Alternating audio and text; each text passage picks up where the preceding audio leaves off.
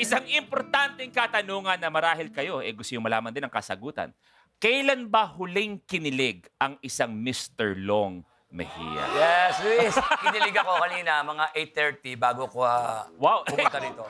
Nasulat Yes, mo. 8:30 kasi nakita ko doon sa 4 missed calls eh.